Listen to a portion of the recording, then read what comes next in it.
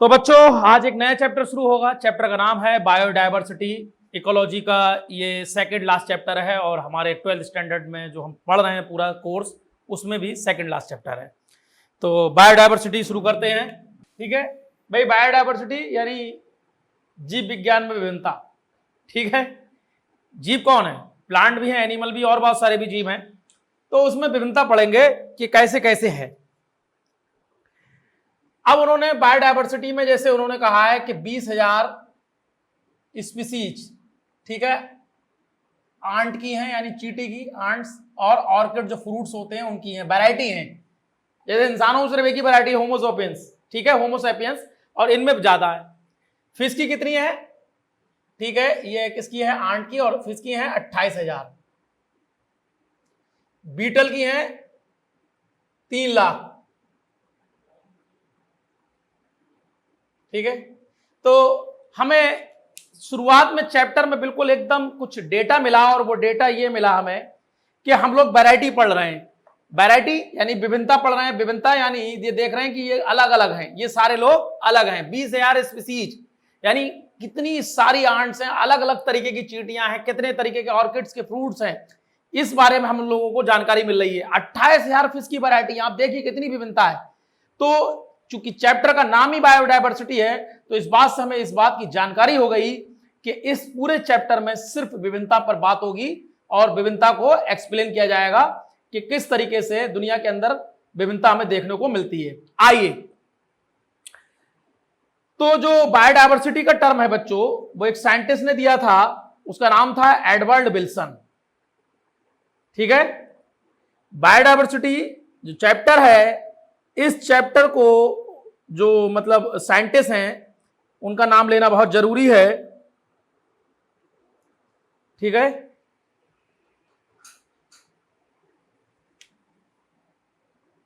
ठीक, एक जीरो रह गया था इसमें। तो इतनी ज्ञानवर्धक बातें मैंने, चूंकि ये रटन वाला चैप्टर है तो मजबूरन भाई देखो हम लोगों को, हालांकि इसमें कॉन्सेप्ट छोटा मोटा कॉन्सेप्ट है, ज्यादा नहीं है। तो इतनी देर हो गई, लगभग 2-3 मिनट मुझे इस बात पे बात करते हुए आप लोगों से। तो बायोडायवर्सिटी फिर से, ठीक है, फिर से लिख दिया, कोई दिक्कत नहीं है। इसको, इसका दूसरा नाम है हेट्रोजेनेटी। ठीक है, ये क्या होता है? डायवर्सिटी एग्जिस्ट करती है सारे लेवल पर। ठीक है, सारे लेवल पर मतलब बायो मैक्रोमोलिक्यूल से, ठीक है, कहां तक? बायोम तक। तो मतलब हेट्रोजेनेटी इसका दूसरा नाम है। हेट्रो का मतलब ही होता है अलग अलग चीजें, और ये सारे लेवल पे एग्जिस्ट करती है। यानी बायो माइक्रोमोलिक्यूल यानी हम डीएनए, आरएनए, फैट, यानी जिसको लिपिड बोलते हैं, सॉरी लिपिड ही बोलना चाहिए था, फैट तो उसकी एक टाइप है, और आपका कार्बोहाइड्रेट, यानी वहां से स्टार्ट हो रही है बायो माइक्रोमोलिक्यूल से और अप टू जा रही है बायो। क्योंकि बायोलॉजी के ऑर्गेनाइजेशन इस चैप्टर में शुरू में भी पढ़ लिए थे हम लोगों ने। फादर कौन है इसके? Edward Wilson. ठीक है, ये इसके फादर हैं, फादर ऑफ बायोडायवर्सिटी। ठीक है, father of biodiversity Edward Wilson एक सोशियो, ठीक है, बायोलॉजिस्ट हैं, यानी सोशल काम भी कर रहे हैं एक तरीके से, सोशियो बायोलॉजिस्ट हैं एक तरीके के, जिनका नाम है एडवर्ड विल्सन। अच्छा, बायोडायवर्सिटी एक वाइटल एनवायरमेंटल इशू है। क्या है यार? इशू कहते हैं ना बातों से रिलेटेड, वाइटल मतलब जिंदा चीजों से रिलेटेड बात है एक तरीके से। तो ये वाइटल एनवायरमेंटल इशू है। फादर इसके एडवर्ड विल्सन एक सोशियो बायोलॉजिस्ट हैं ये, और डायवर्सिटी हर जगह लेवल करेगी। ठीक है, तो आप पूछेगा डायवर्सिटी कहां लेवल करती है, तो कहोगे बायोमाइक्रोल से स्टार्ट होती है और बायोम तक उसको पढ़ा जाता है। ठीक है, फिर एक और बोला जाता है combined diversity at all level, combined diversity सारे लेवल पर। अब आप कहोगे सर ये बार बार वही बात आप बोले जा रहे हो। अरे भाई यही है इस चैप्टर में, ये कंबाइंड डायवर्सिटी मतलब आप सारी डायवर्सिटी पढ़ रहे हो। यानी आपने एक सेल पढ़ी, उस सेल के अंदर जो चीजें पढ़ी उसमें डायवर्सिटी पढ़ी, फिर टिश्यू पढ़ा, फिर तमाम चीजें पढ़ी, यहां तक कि आप बायोम तक आ गए तो वो सबको बायोडायवर्सिटी या हेटेरोजेनिटी कह रहे हो ना, इसीलिए इसको बोल रहे हैं कंबाइंड डायवर्सिटी सारे लेवल पर। ठीक है, तो सारे लेवल पर ये कंबाइंड डायवर्सिटी है। तो अब सवाल ये उठा कि इसमें ऐसी क्या चीजें पढ़े जिससे हमें समझ में आए। ये तो बता दिया सर कि अलग अलग चीजों को पढ़ेंगे, इसलिए डायवर्सिटी बोल रहे हैं। उन्होंने डायवर्सिटी पढ़ाई, genetic diversity, D species diversity, D यानी डी मतलब डायवर्सिटी, और इकोलॉजिकल डायवर्सिटी। अब आपकी बात समझ में आ जाएगी कि क्या पढ़ना चाह रहे हैं। ठीक है, जीन की डायवर्सिटी, जीन की डायवर्सिटी किसमें? स्पीसीज में। यानी जैसे कि चींटियां हैं, 20,000 वैरायटी है ना, तो हर किसी में कैसे होंगे जीन? डिफरेंट डिफरेंट होंगे, कुछ सेम होंगे, कुछ डिफरेंट होंगे, कुछ सेम होंगे, कुछ डिफरेंट होंगे। तो जीन की डायवर्सिटी स्पीसीज में। ठीक है, स्पीसीज की डायवर्सिटी किसमें? इकोसिस्टम में। इकोसिस्टम में यानी किसी भी इकोसिस्टम में। यार हम जहां पढ़ते हैं जैसे धरती है, वहां पानी भरा हुआ, या केवल धरती है, वहां पेड़ है, वहां जानवर हैं, और भी सारी चीजें हैं, तो अलग अलग तरीके की कम्युनिटी बन रही है, अलग अलग तरीके के लोग हैं, डिफरेंट तरीके के, यानी इकोसिस्टम में हम अलग अलग स्पीसीज पढ़ सकते हैं। इकोसिस्टम डायवर्सिटी, ठीक है, इकोसिस्टम डायवर्सिटी यानी लैंड पर। ठीक है, लैंड पर हम किसकी डायवर्सिटी पढ़ेंगे? लैंड पर हम पढ़ेंगे यहां पर इकोसिस्टम। ठीक है, लैंड पर हम यहां क्या पढ़ेंगे? इकोसिस्टम। यानी जीन की डायवर्सिटी, स्पीसीज में अलग अलग जीन है, ये थोड़े समान होंगे, यानी डिफरेंट है वो, अलग अलग, कुछ ना कुछ तो अलग है। और इकोसिस्टम में स्पीसीज की डायवर्सिटी, तो वो स्पीसीज डायवर्सिटी कहलाएगी। और लैंड पर, ठीक है, तमाम तरीके के इकोसिस्टम को जो पढ़ा जाएगा। ठीक है, यानी इकोसिस्टम डायवर्सिटी पर कहा जाता है कि लैंड पर इकोसिस्टम पढ़ रहे हो आप, इन चीजों को देख रहे हो। तो ये अक्सर लिखा हुआ नहीं मिलता है ऐसे करके, किताब में भी आपके एनसीईआरटी में दिया हुआ नहीं। ठीक है, किताब पर भी आपके दिया हुआ नहीं है।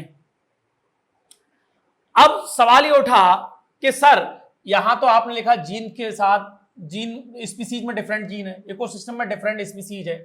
ठीक है, ऐसे ही यहां पर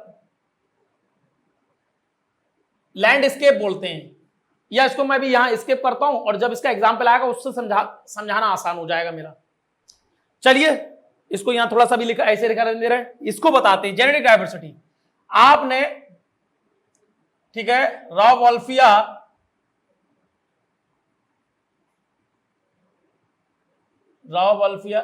सर्पेंटाइटा नाम का प्लांट पड़ा होगा। ठीक है, इससे केमिकल निकलता है रिसरपाइन।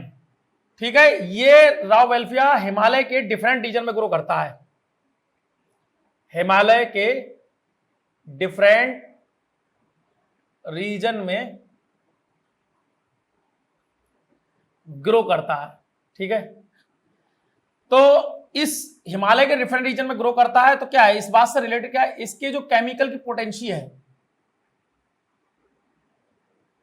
केमिकल की कंसंट्रेशन और उसका पोटेंशियल अलग अलग है। यानी प्लांट का नाम रॉवोल्फिया सर्पेंटाइटा है, लेकिन किसी जगह दूसरी जगह पे ग्रो करता है, तो उसमें केमिकल की कंसंट्रेशन, रिसरपाइन की कंसंट्रेशन ज्यादा है। किसी दूसरी जगह से रॉवोल्फिया सर्पेंटाइटा लिया तो नाम उसमें भी रिसरपाइन निकला, लेकिन उसका जो केमिकल वो गाढ़ा है और उसकी पोटेंशियल ज्यादा है, यानी डिफरेंट है। तो देखो जेनेटिक डायवर्सिटी हो गई, यानी जीन लेवल पर डायवर्सिटी हो गई, नहीं हो गई? ठीक है, इसी तरीके से मैंगो की 50,000 वैरायटी है, कितनी? 50,000। राइस के 1,000 स्ट्रेन है।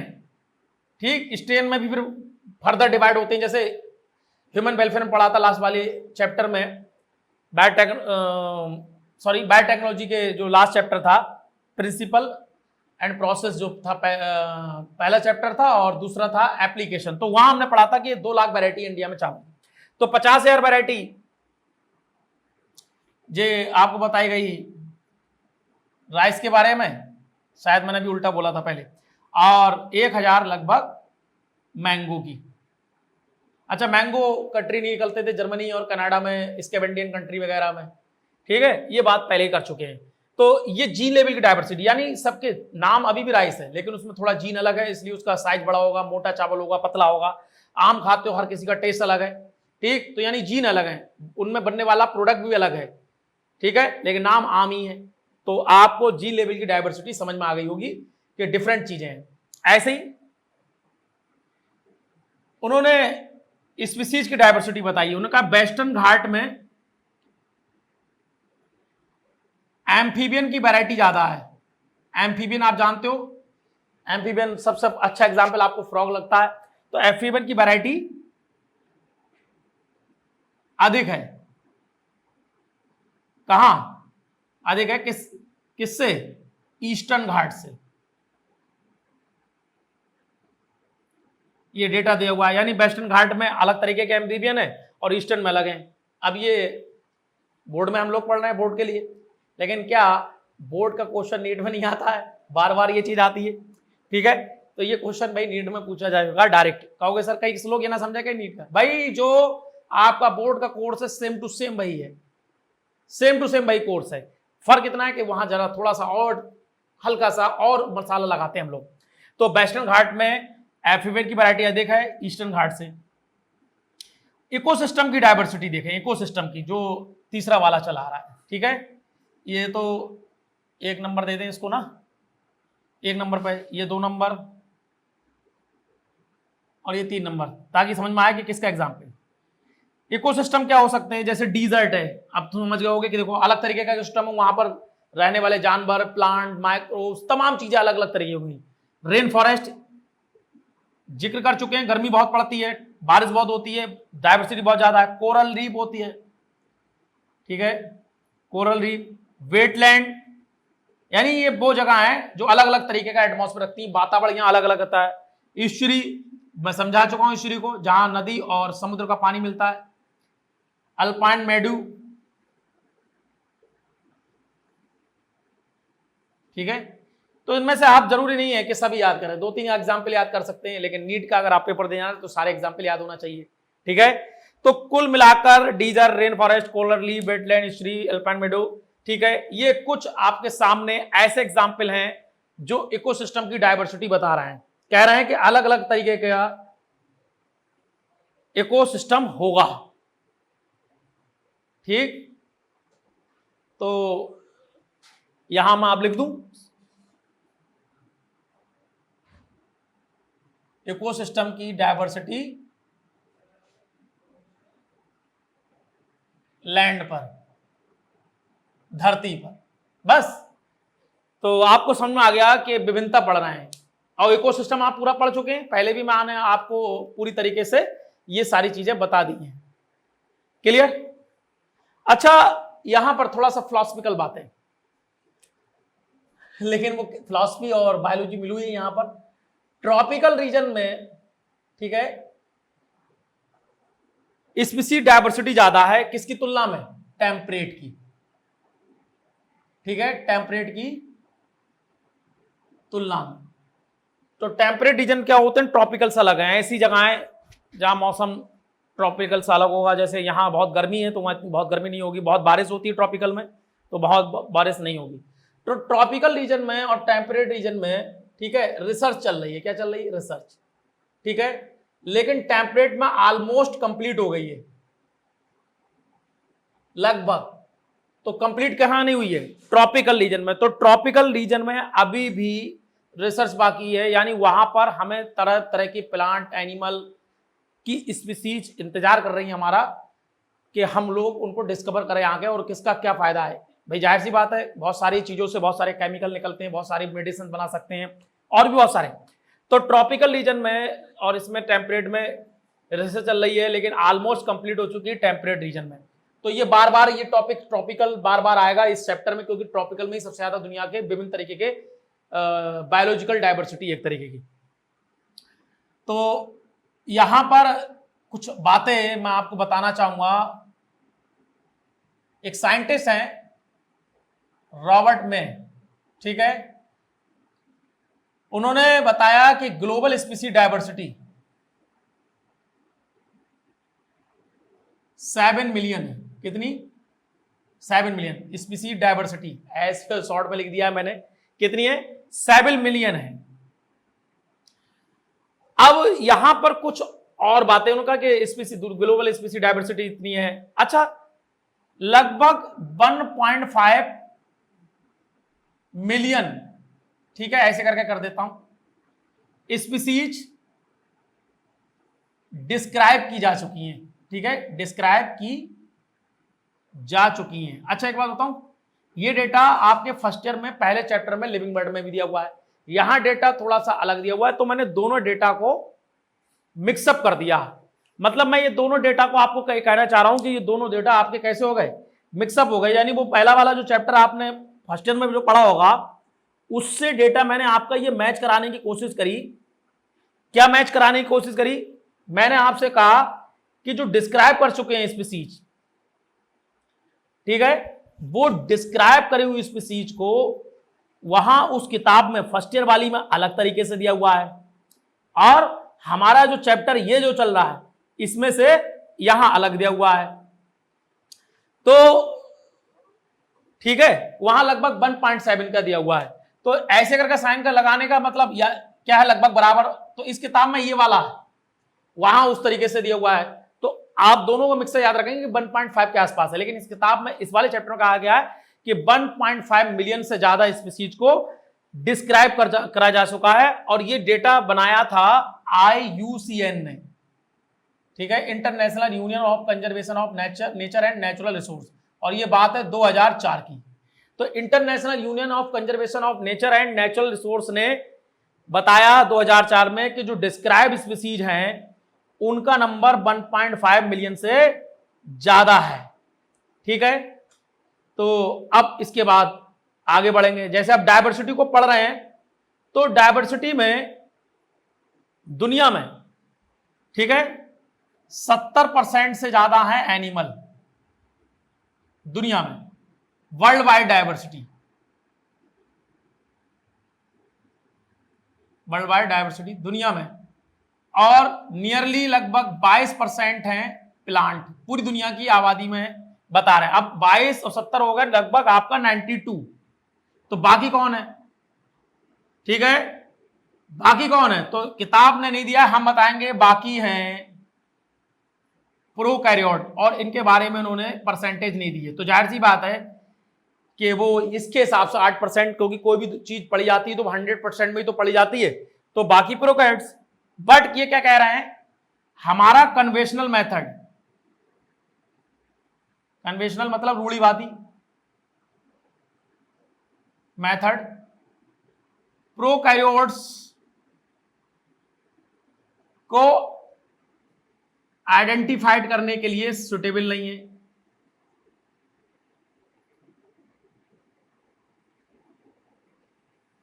सुटेबल नहीं है, इनकी स्टडी करने, आगे ये भी लिख सकते हैं कन्वेंशनल मेथड प्रोकैरियोट को आइडेंटिफाइड मतलब पहचानने के लिए सुटेबल नहीं है, उसको स्टडी करने के लिए सुटेबल नहीं है, अच्छा नहीं है। तो इसका मतलब ये 8% से भी ज्यादा हो सकते हैं। ये मेरा कहने का मतलब, जैसे ये डेटा बनाया और मैंने कहा ये बाकी कितने बचे, तो उसके हिसाब से तो 8% बच रहा है। लेकिन फिर मैंने एक लाइन लिखी, हमारा कन्वेंशनल मेथड प्रोकैरियोट को आइडेंटिफाइड करने के लिए, पहचानने के लिए, स्टडी करने के लिए अच्छा नहीं है। और बहुत सारे लैब में कल्चर भी नहीं हो पाते, मतलब बहुत सारे ऐसे प्रोकैरियोट हैं जिनको लैब में कल्चर भी नहीं कर पा रहे हैं, तो उनका परसेंटेज बता ही नहीं सकते। क्लियर? यहीं पर एक डेटा और बना सकता हूं मैं, वो डेटा क्या है, अगर अब एनिमल है, तो जो तो एनिमल प्लांट को उन्होंने बताया कि भाई एनिमल, आप देखें एनिमल 70% है, प्लांट 22% है, इस तरीके से आपको एक डेटा बता दिया गया। लेकिन एक बात हमें बताइए कि जब हम एनिमल की बात करेंगे तो सिर्फ एनिमल की बात करेंगे ना, तो सिर्फ एनिमल की अगर बात करी जाए, किसकी? सिर्फ एनिमल, सिर्फ एनिमल, यानी वो कैसे, इधर ज्यादा जगह है ना, यहां पर अगर सिर्फ एनिमल की बात हो तो 100%, ठीक, 100%। और इस 100% में भी लगभग 70% क्या है? इंसेक्ट। आप कहोगे जैसे दुनिया पे जितने भी जानवर हैं उन जानवरों वो परसेंटेज के हिसाब से बताया जाए तो उसमें परसेंटेज में सबसे ज्यादा जो नंबर है वो इंसेक्ट का है, यानी दुनिया में इंसेक्ट हैं 70%, कीड़े मकोड़े। तो इसका मतलब सबसे ज्यादा स्टडी भी इन्हीं की करना है, मोस्ट स्टडीड ग्रुप, सबसे ज्यादा स्टडी इन्हीं की करना पड़ेगी, सबसे ज्यादा स्टडी करने वाला ग्रुप है, ये ग्रुप है, ठीक है। मोस्ट टैक्सोनॉमिक ग्रुप है, यानी अलग अलग तरीके से कैटेगराइज कराया जाता होगा, आपने टैक्सोनॉमी पढ़ी होगी कि ये इस क्लास में, ये इस क्लास में, वो सुना, जब ज्यादा है तो भाई उनकी वैरायटी भी ज्यादा होगी। तो मोस्ट टैक्सोनॉमिक ग्रुप है, सबसे ज्यादा पढ़ा जाने वाला ग्रुप है। अब इस हिसाब से एक बात लगाइए, 100% में 100 में 70% चाहिए, तो हर 10 एनिमल में से, ठीक है, 7 कौन है, 7 इंसेक्ट होंगे। हर 10 एनिमल में 7 कौन होंगे, इंसेक्ट। तो जाहिर सी बात एक डेटा बन गया, बना नहीं बना, हर 10 एनिमल में 7 कौन से होंगे, इंसेक्ट होंगे। अब ये तो बात ऐसी हो गई, डेटा आगे दिया हुआ है, बीच में कूद जाते हैं जानबूझकर, डेटा आगे दिया हुआ है लेकिन बीच में कूदेंगे।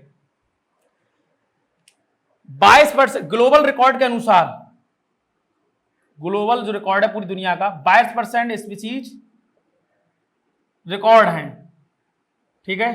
ग्लोबल 22% स्पीशीज को रिकॉर्ड किया गया है, आंकड़े में लाया गया है कि हमने इतनी चीज को रिकॉर्ड किया है, ये हमारे पास डेटा है कि इतनी स्पीशीज हैं, ठीक है।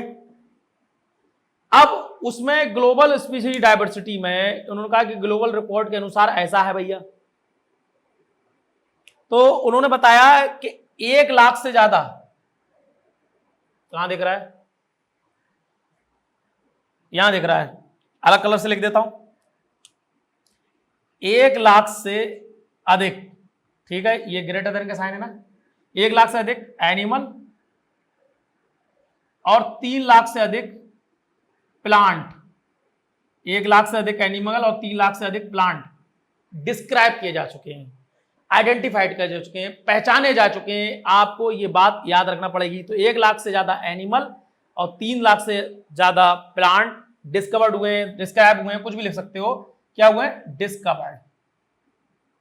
चूंकि इसी से रिलेटेड सब डेटा चल रहा है ना, डेटा, तो वो कूद गए जानबूझ के, थोड़ा सा बीच में कुछ और है लेकिन कूदे जानबूझ के, डिस्कवर्ड हो चुकी।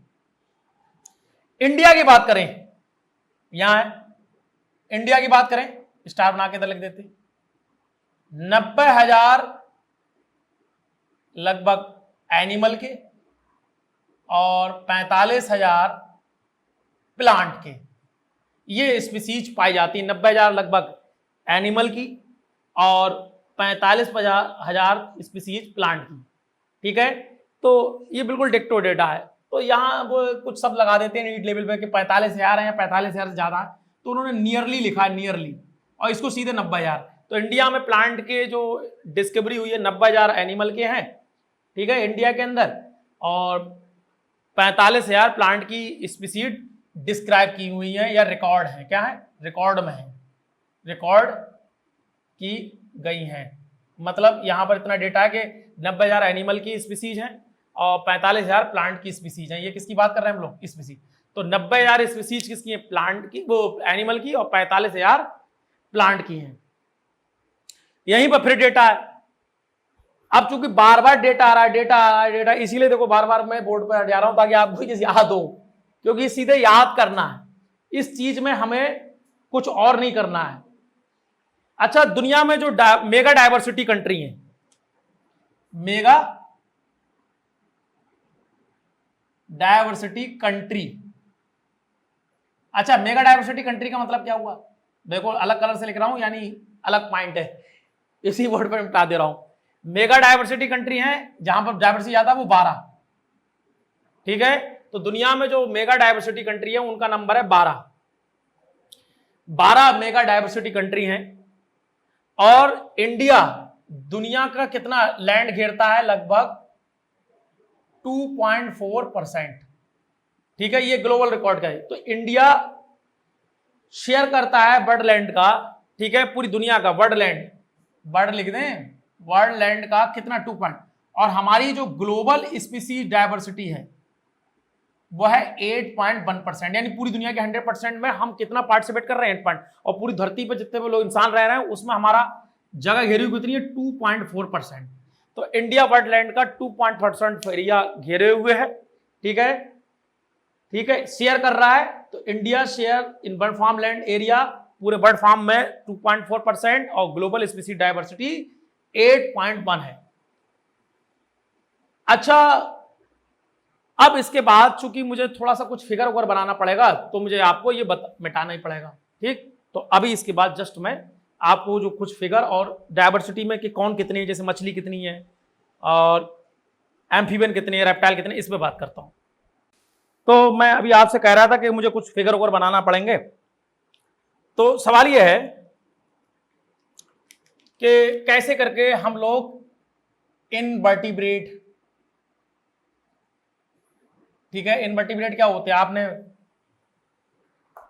पोरीफेरा, सीलेंटेटा, एनिमल किंगडम वाला जो चैप्टर पढ़ा है, मौसम बदल रहा है, इनवर्टिब्रेट है, इसकी डायवर्सिटी देखना है आपको। वर्टिब्रेट, इसकी डायवर्सिटी देखना है आपको। ठीक है, प्लांट, इन सब की डायवर्सिटी देखना है। क्या देखना है हम लोगों को? डायवर्सिटी। तो मैं यहां पर कुछ ट्रिक लिखता हूं, जैसे सबसे पहले इनवर्टिब्रेट की ट्रिक है IOMC। ठीक है, इसका मैं भी यहां पर आपको डिस्क्राइब कर दूंगा। इसी तरीके वर्टिब्रेट की है एबी पर राम। ठीक है, एबी पर आ गए राम। और प्लांट की है फार्म पर फल। तो ये क्या है, ये इसका जो लेटर लिखे हैं इससे हमें अंदाजा होगा कि कौन ज्यादा है। तो सबसे ज्यादा जो है वो है आपके दुनिया में, अगर केवल बात करी जाए, इसको 1 नंबर, इसको 2 नंबर, इसको 3 नंबर। तो सबसे पहले इनवर्टिब्रेट 1 नंबर यानी यही आया, 2 नंबर यानी 3 नंबर। जो ऊपर के हेडिंग है उनको फिर से दोबारा लिखा गया। तो सबसे ज्यादा इंसेक्ट हैं, फिर अदर, फिर मोलस्का, पूरा नाम लिखेंगे अब, इंसेक्ट, अदर कीड़े मकोड़े, मोलस्कन, ठीक है, और क्रस्टेशियन। ठीक है, क्रस्टेशियन। ठीक है, ऐसे ही fish, bird, reptile, birds, reptile, fishes, अरे क्या जरूरत है, समझ में आना चाहिए। Reptile, amphibian and mammals. ये डिक्रीजिंग ऑर्डर है सबके। कौन ज्यादा है दुनिया में? यहां पर सबसे पहले आपका फंजाई सबसे ज्यादा। अब जब हम लोग 9th स्टैंडर्ड में या 10th स्टैंडर्ड में पढ़ते हैं तो फंजाई को प्लांट के साथ पढ़ते हैं, लेकिन जैसे ही जैसे आगे बढ़ेंगे तो फंजाई एक अलग किंगडम है, यानी इनका प्लांट से कोई लेना देना नहीं। लेकिन फिर भी यहाँ कंपेयर प्लांट के साथ ही होगा। कहोगे अब लिखा यहाँ जरूर है प्लांट, लेकिन प्लांट नहीं है फंजाई, फंजाई एक अलग ग्रुप है। ठीक है, फिर इसके बाद एंजियोस्पर्म, ठीक है, फिर एल्गी, ठीक है, फिर मॉस, जिनको ब्रायोफाइट नाम से आप जानते हो, ब्रायोफाइट्स, किताब में नहीं लिखा है लेकिन मैं यहां लिख देता हूं ताकि आप फंस ना जाओ, मॉस ना दे। फर्न, जिनको आप टेरोडोफाइट नाम से जानते हो, ये भी नहीं दिया हुआ है उन्होंने किताब में एनसीईआरटी में, टेरोडोफाइट्स। ठीक है, फर्न हो गए, फिर एलीज हो गए, फिर लाइकेन। तो आपको ये जो सबके हैं क्या है, डिक्रीजिंग ऑर्डर है। क्या है? Decreasing order of, decreasing order diversity के। ठीक है, वही बात है, डिक्रीजिंग ऑर्डर ऑफ डायवर्सिटी के। तो कौन ज्यादा है कौन कम है।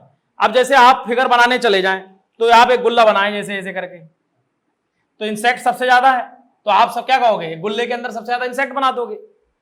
ठीक, तो आपसे ये पूछा जाएगा कि भैया चलो ये वाला फिगर बताओ किसका है। जैसे ये एक फिगर ऐसे ड्राइव कर दिया,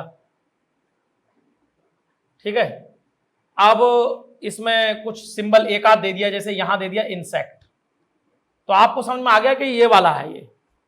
अब इसमें खांचे देखिए आप, जैसे क्या खांचे देखेंगे आप, खांचे देखेंगे यार, इंसेक्ट वाला तो सबसे बड़ा ये गुल्ला, ठीक है, फिर उसके बाद अदर वाला है, तो ये थोड़ा सा बड़ा कर देते हैं ताकि आपको समझ में आए। इसमें कौन आ गए, अदर, ठीक है, फिर मोलस्का, तो फिर ये आ गया मोलस्कन, और फिर कौन आ गया क्रस्टेशियन। तो ये से तो बन गया नहीं बन गया। ठीक ऐसे ही तुम सबका बना सकते हो, जैसे फिश का बना लो, तो यहां ऐसे करके फिश, सबसे ज्यादा फिश कर दो, फिर ये डिवाइड कर दो, बर्ड का कर दो, ठीक है, चाहे इधर से कर दो, बर्ड को शायद उन्होंने ऐसे किताब में बीच में दे रखा है। ठीक, ये बर्ड कर दो, ये फिश कर दो, ये बर्ड कर दो, फिर क्या है रेप्टाइल है, रेप्टाइल को इधर रख दो, ठीक है, फिर एम्फीबियन को कर दो, इसी में क्या करो, फिर मैमल को कर दो। तो जरूरी नहीं कि बिल्कुल डिक्टो किताब जैसा बनाओ, ये जरूरी नहीं कि आप किताब जैसे बनाओ भाई। आप अगर जो खाना छोटा है उसमें यानी उसका नंबर कम है दुनिया में, और जो खाना बड़ा है उसका नंबर ज्यादा है, तो ऐसे इनका बना सकते हो। ठीक है, जैसे फंजाई का बनाना है तो भाई फंजाई सबसे ज्यादा है तो फंजाई का कर लो सबसे ज्यादा, ऐसे करके कर लो। ठीक, तो आप कहो सर किताब में थोड़ा सा अलग है, भाई ये कंसेप्ट है, सीधी सीधी बात, तो ये याद करना है। तो ये ट्रिक है इंसेक्ट की IUMC, एफबी पर राम वर्टिब्रेट की, और प्लांट की फार्म पर फल। तो आपको ये एस्टिमेट फिगर क्वेश्चन बन जाएंगे, दे देगा या बनाने को दे देगा, लेकिन आपको अगर ये याद है तो आप एस्टिमेट फिगर बना सकते हैं, यानी प्रमाणित फिगर। अच्छा, क्या कोई फिगर है, क्या कोई एस्टिमेट फिगर प्रोकैरियोट के लिए है? प्रोकैरियोट्स के लिए है? तो आंसर है नहीं, कट का निशान बना दिया, क्योंकि प्रोकैरियोट की स्पीसीज तुम बता ही नहीं पा रहे हो कितनी है, क्योंकि तुम कह रहे हो कि तो उनकी सबकी स्टडी नहीं कर पा रहे हैं, कुछ को कल्चर नहीं कर पा रहे हैं। तो यार हम जिस चीज को पहचानेंगे, जैसे हम गए तो हमें कोई पेड़ मिला, फिर आगे बढ़े फिर कोई पेड़ मिला, तो नंबर गिनते गए ना कि ये स्पीसीज अलग है, ये स्पीसीज अलग है, और ये कितनी, जैसे 1000 मैंगो के बताए, 50,000 स्ट्रेन राइस के बताए, रॉ वेलफेयर सर्पेंटाइडे के बारे में स्पीसीज जेनेटिक डाइवर्सिटी बताई। ठीक, यानी तुम नंबर के हिसाब से, स्पीसीज के हिसाब से डिवाइड करोगे तो प्रोकैरियोट को तुम डिस्कवरी नहीं कर पा रहे पूरा। तो प्रोकैरियोट के लिए कोई भी एस्टिमेट फिगर नहीं है, उसका एस्टिमेट फिगर कोई भी बनाया नहीं जा सकता। क्लियर, ये बात समझ में आ गई? तो एस्टिमेट फिगर किसके लिए नहीं बना सकते? प्रोकैरियोट्स के लिए। अब यहां पर फिर बात आ गई ट्रॉपिकल वाली, ये खत्म हो गया। ट्रॉपिकल, लगभग ट्रॉपिकल में 2 million species waiting to discover, more than 2 million species wait कर रही हैं डिस्कवर्ड होने के लिए। अभी देखो फिर पहले भी बताया था, डिस्कवर्ड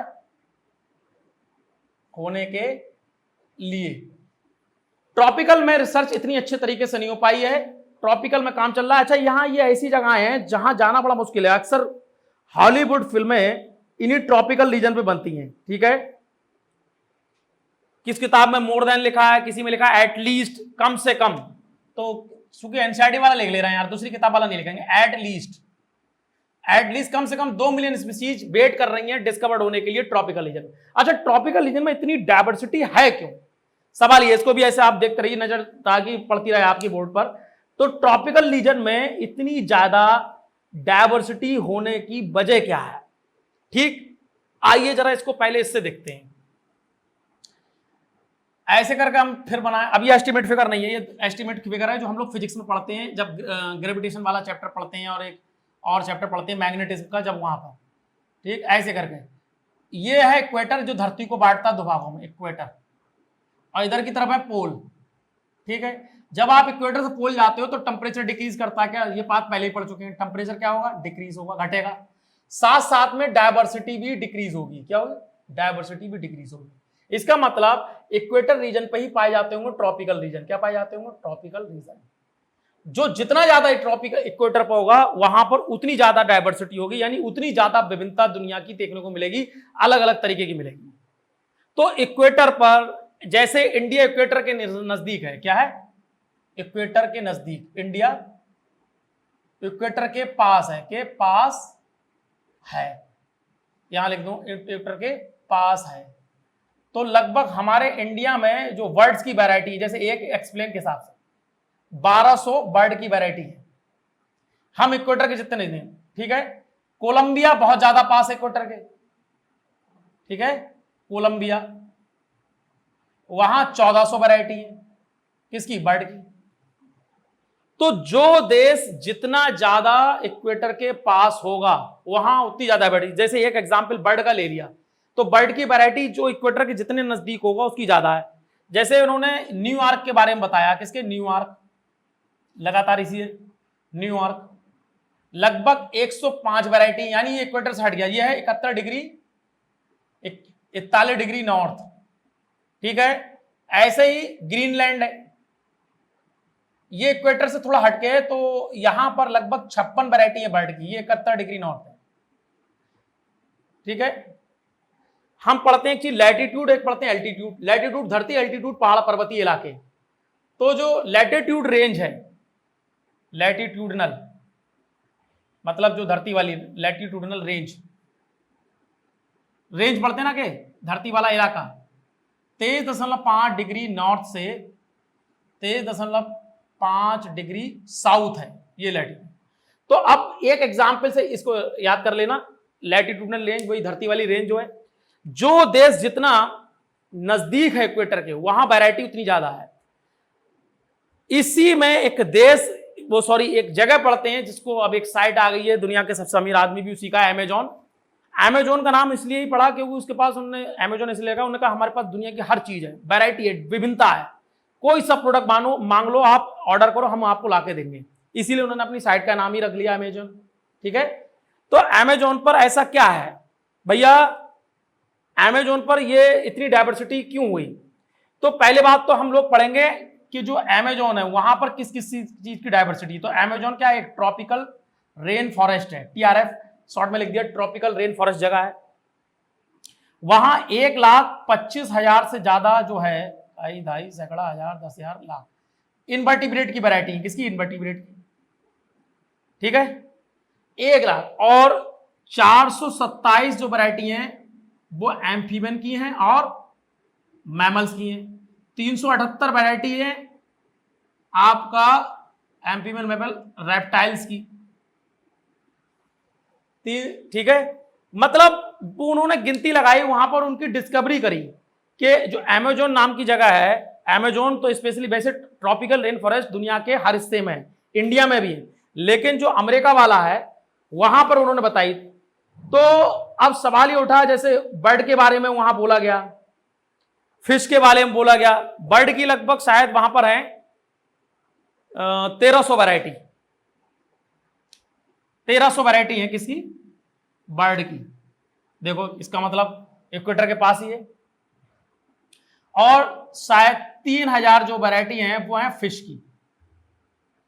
तो ये डेटा हो गया है। ये डेटा बता रहा है कि वहां पर डायवर्सिटी बहुत ज्यादा है, बहुत तरीके की डायवर्सिटी है, इतने तरीके के प्लांट, एनिमल एक जगह पर कैसे हो सकते हैं, इसीलिए उन्होंने इस चीज को एक्सप्लेन किया, ठीक है।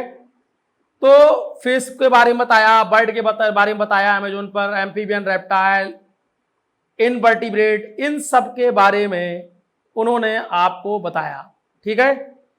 और लगभग मुझे लगता है यहां पर उन्होंने शायद प्लांट के बारे में बताया, शायद प्लांट के बारे में भी कहा है कि लगभग 40,000 से ज्यादा प्लांट की वैरायटी है।